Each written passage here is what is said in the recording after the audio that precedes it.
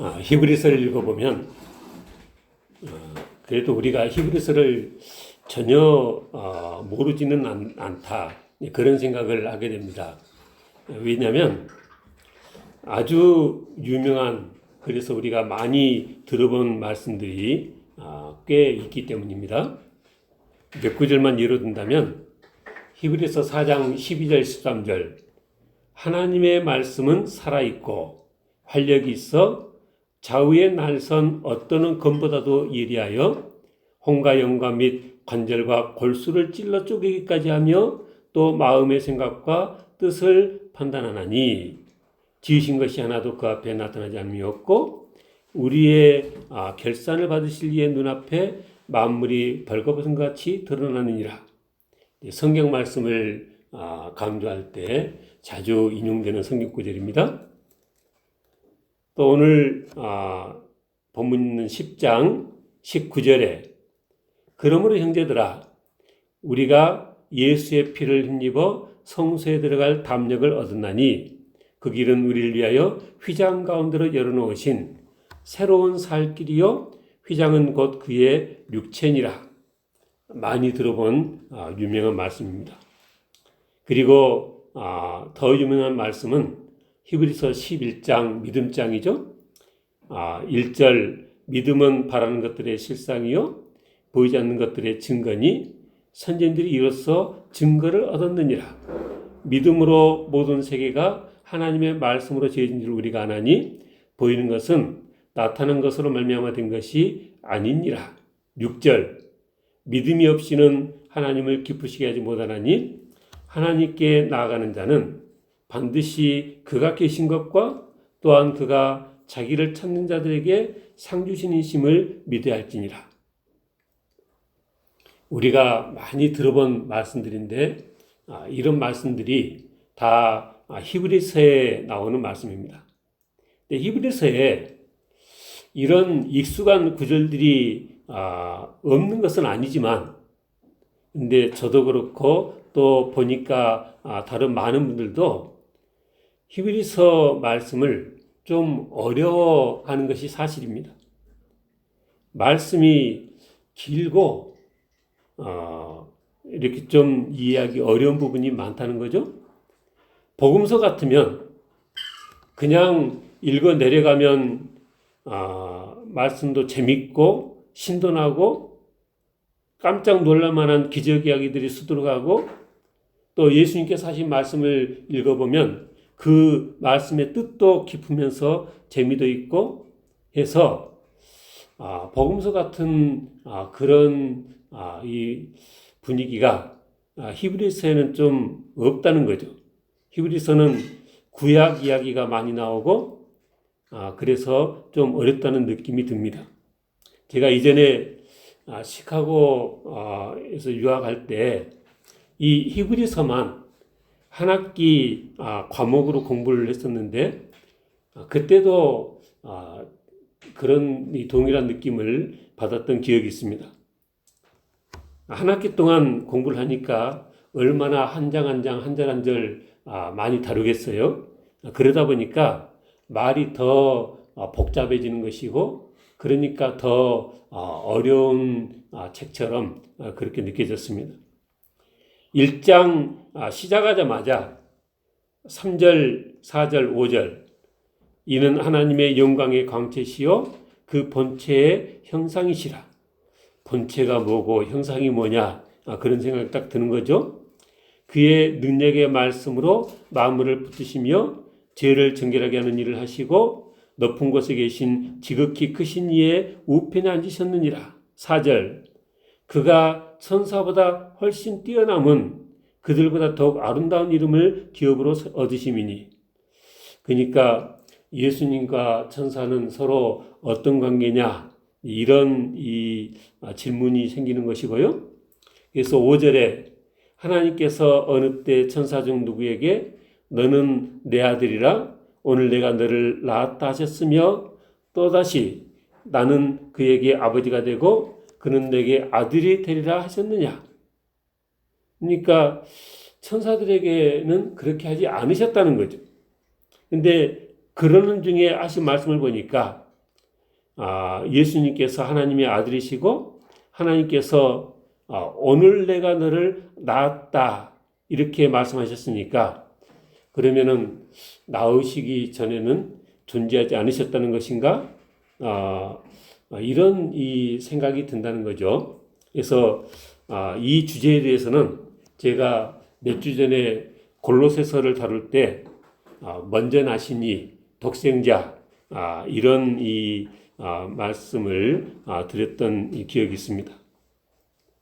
그러니까 이 히브리서에서 지금 이렇게 말하는 것은 하나님께서 천사들에게는 너는 내 아들이라 오늘 내가 너를 낳았다 이런 말씀도 하지 않으셨고 나는 그에게 아버지가 되고 그는 내게 아들이 되리라 이런 말씀도 안 하셨는데 예수님께는 그런 말씀을 하셨다. 그리고 그게 우리 주님께서 천사보다 더 아름다운 이름을 기업으로 받으신 것이다. 그러니까 어쩌라고요? 그러니까 너희는 천사 숭배를 할 것이 아니라 예수 그리스도를 섬겨야 마땅하다. 그런 말을 하는 것이죠. 이 천사 얘기가 2장까지 계속되고요. 이제 3장으로 넘어가면 10장까지 모세와 제사와 언약과 제사장 이야기가 쭉 되어지는데 이 말씀도 읽어보면 복잡하기는 마찬가지입니다. 5장 6절부터 멜기세덱 이야기가 나오는데 이 멜기세덱에 관해서만 1시간 이상 수업을 했었고요.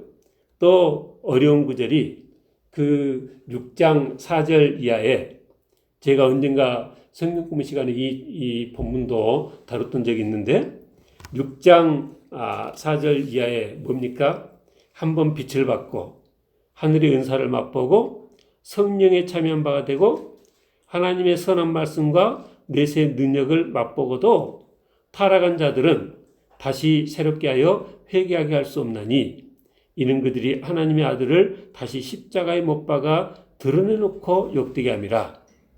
땅이 그 위에 자주 내리는 비를 흡수하여 밭가는 자들이 쓰기에 합당한 채소를 내면 하나님께 복을 받고 만일 가시와 엉겅퀴를 내면 버림을 당하고 저주함에 가까워 그 마지막은 불사람이 되리라. 그러니까 이런 본문을 가지고도 많은 이 말들이 나오게 됩니다. 우리가 그동안 배워왔던 것은 무엇입니까? 사람이 한번 믿으면 그래서 구원을 받으면 그 구원은 잃지 않는다. 이렇게 배웠는데 히브리서 이 6장 4절 이하의 말씀을 보니까 그게 아닌가?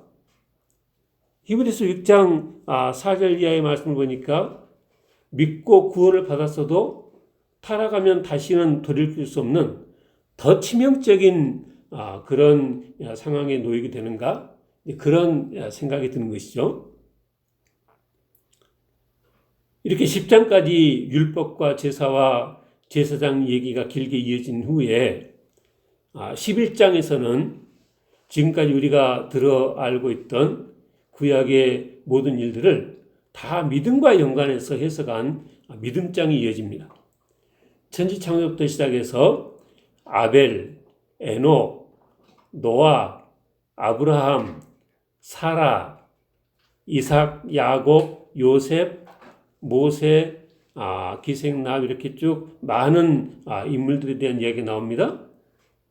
근데 이렇게 많은 얘기를 천사부터 시작해서 이렇게 많은 이야기를 장황하게 한다는 것이 히브리서 기자 본인도 그렇게 느껴졌는지 8장 1절에서는 이렇게 썼습니다. 8장 1절 지금 우리가 하는 말의 요점은 이러한 대제사장이 우리에게 있다는 것이라.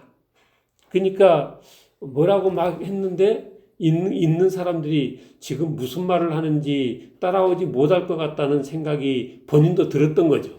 그래서 이제 다시 정리하면서 지금 우리가 하는 말의 요점은 이러한 대제사장이 구약시대 제사장보다 훨씬 더 훌륭하고 더 크신 대제사장이 우리에게 있다. 그분이 바로 예수 그리스도시다. 지금 내가 그 말을 하고 있다. 이렇게 정리를 하고 있다는 것입니다. 히브리서 내용이 애당초 이러해서 안 그래도 이해하기 어려운데, 근데 또 우리들이 성경을 읽는 구조가 또 이 히브리서를 이해하기 어렵게 한몫을 거둡니다. 무슨 말인가 하면은 우리가 매일 성경을 읽잖아요. 그래서 매일 한 장씩을 읽어 나가다 보니까 이 8장, 9장을 읽을 때는 히브리서 1장, 2장은 이미 일주일 전입니다. 그렇다 보니까 히브리서 1장 따로, 8장 따로, 13장 따로 다 각기 다른 내용처럼 따로따로 읽습니다. 근데 히브리서도 다른 이 서신들처럼 교회들에 보낸 편지고요. 그래서 한 자리에서 처음부터 끝까지 쭉 읽어 내려갈 때 훨씬 더 잘 이해할 수 있는데, 우리가 매일 성경이라는 그런 이 어떤 그 틀에 맞춰서 매일 한 장씩 읽다 보니까 이 각 장들이 따로따로 노는 거죠. 그러니까 서론이 좀 길었는데, 우리가 평소 성경을 어떻게 읽어야 하는가, 이것도 참 중요하다 싶어서 이렇게 말씀드렸습니다. 그러니까 우리가 그 2주간에 읽을 매일 성경이 정해져 있긴 하지만, 그거를 오늘 한 장 읽고 내일 한 장 읽고 그것도 안 읽는 것보다는 이 좋은 거지만, 그러나 성경을 시작부터 끝까지 쭉 한 번에 읽으면 저자가 무슨 말을 하려고 했는지가 한꺼번에 다 이렇게 머릿속에 그려지는 장점이 있다는 것입니다. 다른 성경도 그렇겠지만 히브리서는 더욱더 이걸 쭉 읽어 내려가면 전체 구조가 딱 이렇게 이 머릿속에 정리가 되는데, 그게 뭐예요? 히브리서 처음부터 끝까지 예수님이 더 크신 분이시고 예수님이 더 훌륭하신 분이시다. 모든 주제에 있어서 예수님이 더 강조되는 한 가지 맥이 그렇다는 것입니다. 예수님은 천사보다 훨씬 나으신 분이시고, 예수님은 우리 조상 모세보다 훨씬 나은 분이시고, 또 우리 주님으로부터 시작되진 복음은 모세로부터 시작되진 율법보다 훨씬 낫다. 그리고 그 제사보다 주님께서 십자가에서 이 죽으신 단번에 행하신 제사가 훨씬 더 나으시다. 이런 말씀들을 이렇게 길게 장황하게 한 것이라는 것입니다. 히브리서를 찬찬히 읽어보면 그 당시 상황이 미뤄 짐작이 되어집니다. 이스라엘 백성들은 구약시대 내내 구약 성경과 그리고 그곳에서 드려지던 제사와 그 제사를 집리하던 제사장과 이 모든 것들의 그 근간이 되는 율법 체계, 그래서 이 구약 이스라엘 백성들은 이 모든 것들이 그야말로 신성 불가침의 영역이었습니다.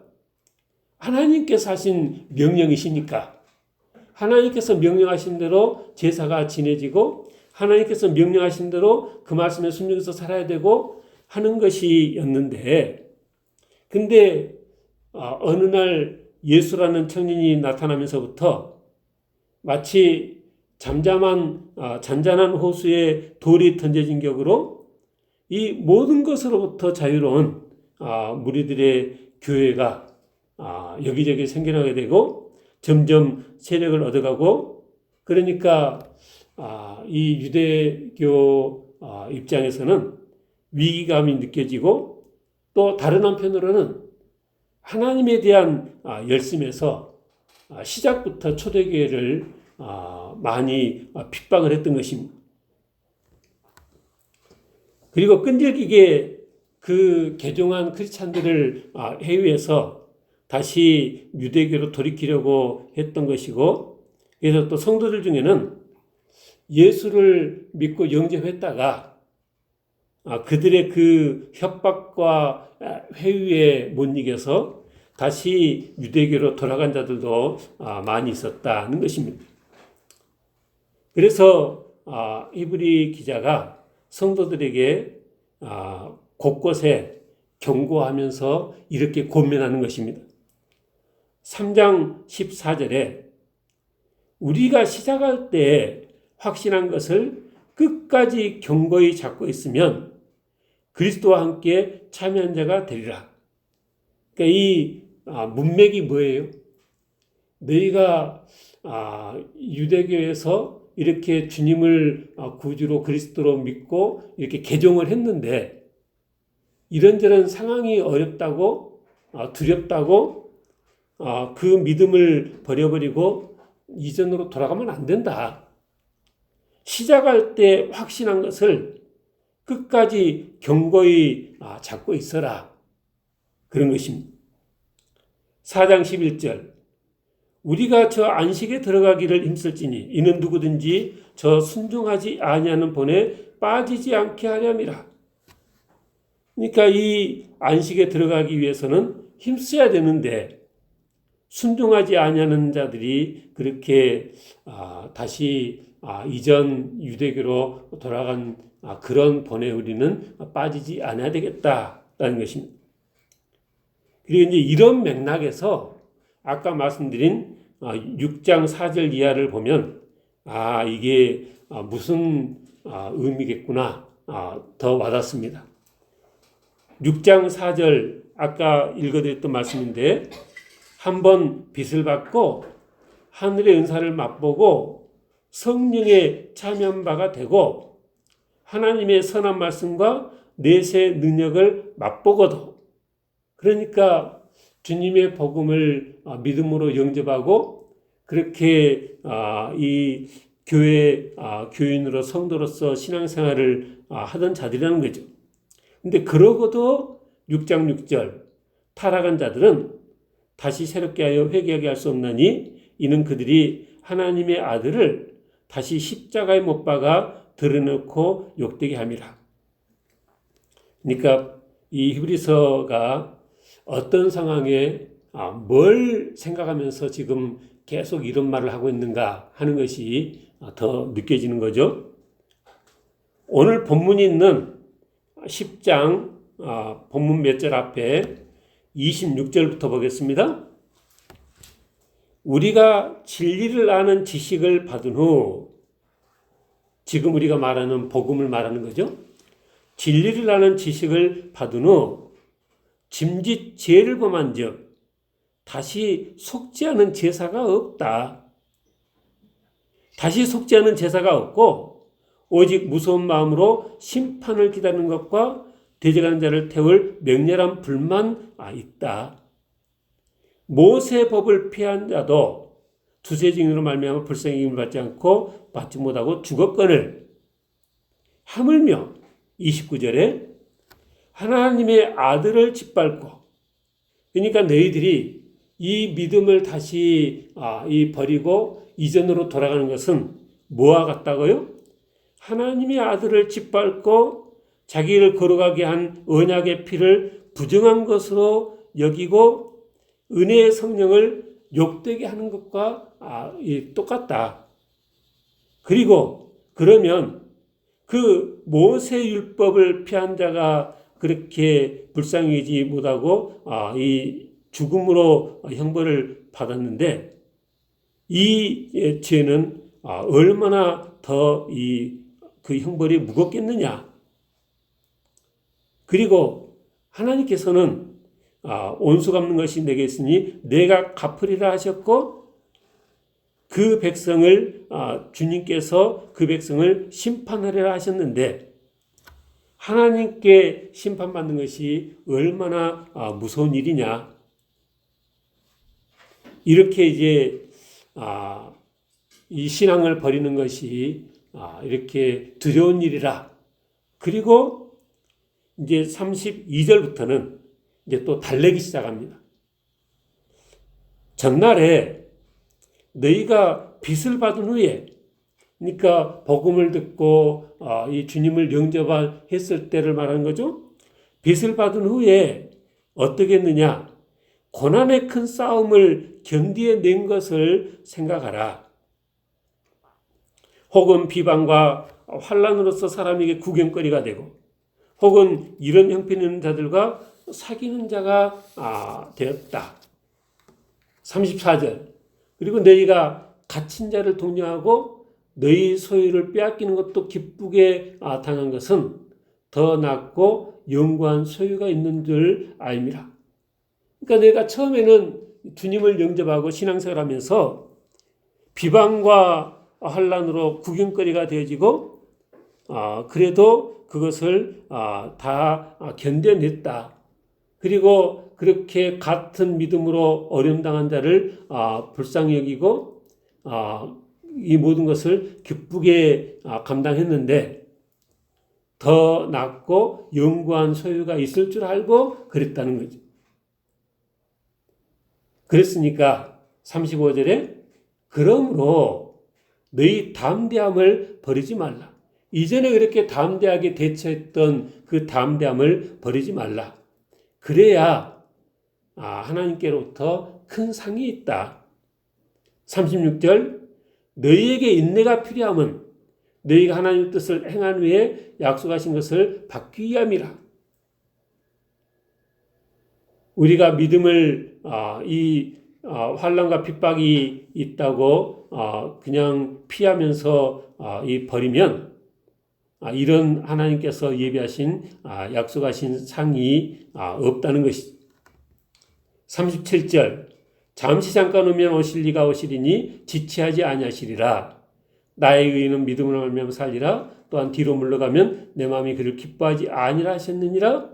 우리는 뒤로 물러가 멸망할 자가 아니요 오직 영혼을 구원함에 이르는 믿음을 가진 자니라. 뒤로 물러가면 뭐예요? 이전에 그 주님 이 영접하고 이 복음을 따라서 신앙생활했던 이전 그 유대교로 돌아가는 것이라. 우리는 믿음을 가진 자이기 때문에 그런 것 좀 두렵다고 다시 이전으로 돌아갈 자가 아니다. 그러니까 바울이 이 히브리서 저자가 고민하는 것이 뭡니까? 크게 두 가지인데 35절에 담대하라. 그리고 36절에 인내하라. 환난과 핍박 중에도 이렇게 흔들리지 않고 담대히 맞서서 인내할 수 있으려면 내 믿음이 필요하다. 그래서 히브리서 11장에 선진들의 믿음에 대한 말씀이 길게 이어지는 것은 이런 맥락에서 이어지는 것입니다. 히브리서 11장 6절에서도 보니까 똑같은 말씀을 합니다. 믿음이 없이는 하나님을 기쁘시게 하지 못하나니 하나님께 나아가는 자는 반드시 그가 계신 것과 또한 그가 자기를 천자들에게 상 주시는 이심을 믿어야 할지니라.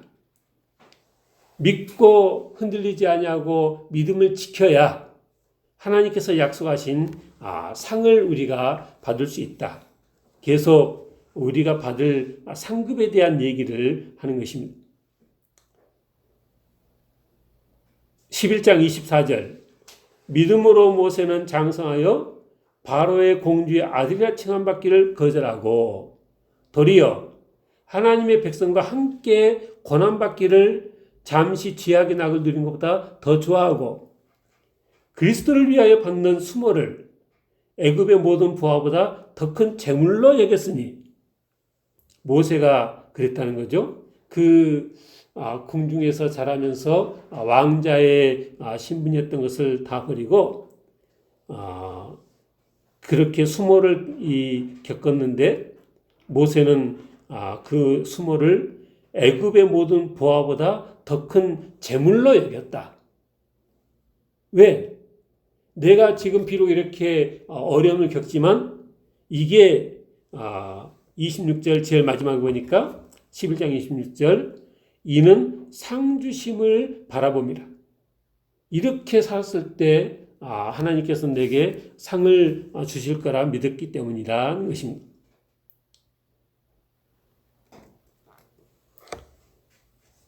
32절 내가 무슨 말을 더하리요?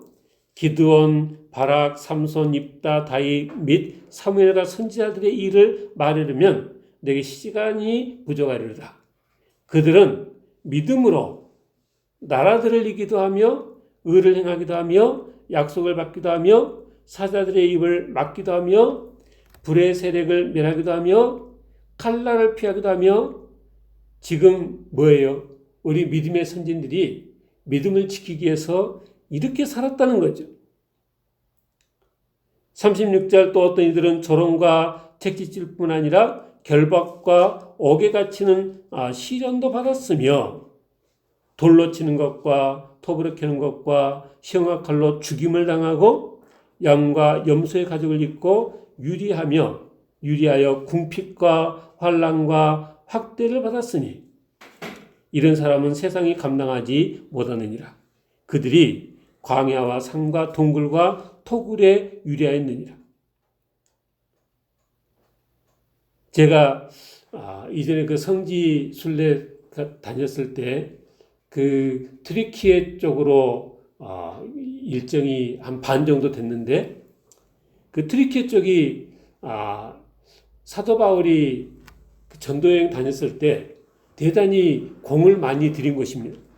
그래서 우리가 잘 아는 비시디아, 안디옥, 이고니온, 루스드라, 더베, 에베소 이런 것들인데 근데 가보니까 그것에 그렇게 그 굴을 파가지고 그 속에서 이 넓은 공간에다가 학교도 만들고 그곳에서 평생을 그렇게 살았다는 거죠.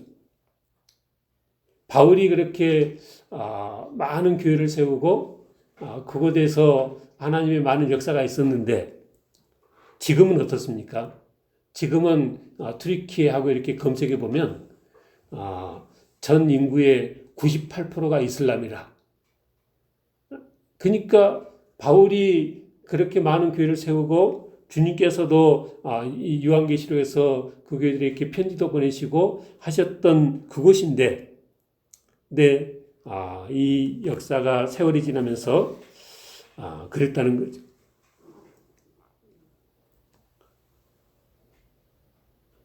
근데 39절 40절에 보니까 근데 조금은 좀 반전 있는 말씀인데 무슨 얘기냐?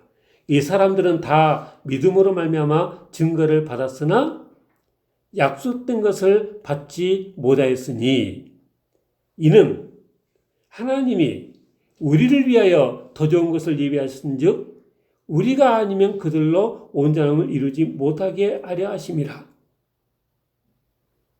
복잡하게 설명하면 더 복잡해질 테고요. 간단히 말하면 뭐냐? 하나님께서 정하신 때 이 성령이 임하시고 교회를 세우셔서 유대인만이 아니라 모든 이방 민족도 다 한 곳으로 불러 모아서 교회를 세우자 하신 그 하나님의 계획이 있으셨기 때문에 그 약속된 때가 아직은 되지 않아서 우리 믿음의 선지자들은 이것을 받지 못했는데 근데 지금 우리는 그 좋은 것을 그 귀한 것을 우리는 받아 누리고 있는 것이다. 그러니 그 옛날로 돌아가는 것은 너무나 지혜롭지 못한 선택이라는 것입니다. 그러니까 어쩌라고요? 그러니 우리는 더욱더 담대한 믿음으로 이 신앙을 지켜야 한다. 그런 거죠. 12장 1절에 이러므로 우리에게 구름같이 둘러싼 허다한 증인들이 있으니 모든 무거운 것과 얽매기 쉬운 것은 죄를 벗어버리고 인내로서 우리 앞에 당한 경주를 해라. 예수를 바라보라. 믿음의 주여, 히브리서 12장 2절. 믿음의 주여 또 온전하게 하시니 예수를 바라보자. 그는 그의 앞에 있는 기쁨을 위하여 십자가를 참으사 부끄러움을 개의치 아니하시더니 하나님 보좌 우편에 앉으셨느니라. 너희가 피곤하여 낙심하지 않기 위하여 죄인들이 같이 자기에게 거역한 일을 참으시니 예수를 생각하라. 너희가 죄와 싸우되 아직 피 흘림까지는 대항하지 아니하지 않았느냐. 그리고 12장 5절 이하에 너희가 지금 이렇게 징계를 당하지만 징계는 우리가 하나님의 참 자녀라는 이 증명이다. 하나님이 아들같이 너희를 대우하셔서 징계하는 것이고 아버지가 징계하지 않는 아들이 어디 있겠느냐. 그리고 우리 육신의 아버지가 징계해도 우리가 이 부모를 공경하겠거든. 하물며 영의 아버지께서 우리에게 하실 때 얼마나 더욱더 복종하며 살아야 되지 않겠느냐. 이런 말씀들을 쭉 하는 것입니다. 그리고 하나님께서는 더욱더 우리의 유익을 위해서 징계하는 것이다. 12장 11절 징계가 당시에는 즐거워 보이지 않고 슬퍼 보이나 후에 그로 말미암아 연단받는 자들은 의와 평강과 열매를 맺느니라.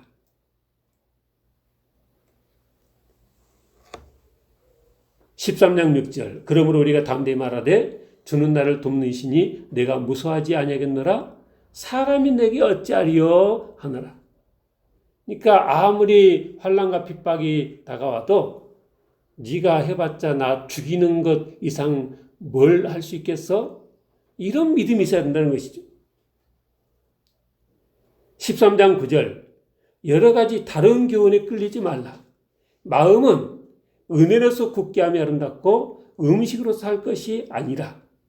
그러니까 뭐는 먹으면 안 되고 이런 음식에 대한 여러 규정도 지켜야 된다. 이제 그랬는데 그것보다는 이 하나님의 말씀으로 은혜로서 굳게함이 아름답다. 그렇게 권면했습니다.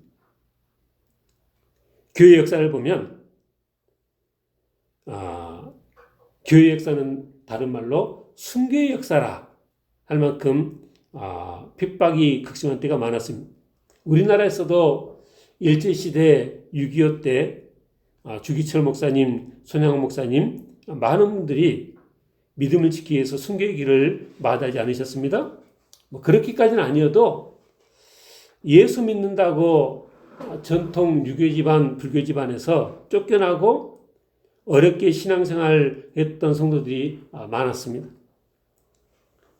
오늘날 상황은 그렇게 초대교회 같이 극심한 핍박 상황은 아닙니다. 그런 오늘날 이 히브리서의 메시지는 우리가 어떻게 적용할까? 우리가 믿는 예수 그리스도는 그 어느 종교보다 더 귀하신 분이시다. 아니 비교 대상 자체가 안 될 만큼 귀한 분이시다. 그러니까 히브리서는 그 당시 상황 때문에 모세와 율법과 제사장을 얘기하면서 예수님이 더 훌륭하시다 이렇게 비교를 했지만 오늘날 우리 상황에서 히브리서 기자가 썼다면 우리 주님은 불교의 그 부처보다 더 나은 분이시고 이슬람의 알라 신보다 더 나은 분이시고 온갖 이방 종교의 모든 신보다 더 나은 분이시다. 이렇게 썼을 것이라는 거죠.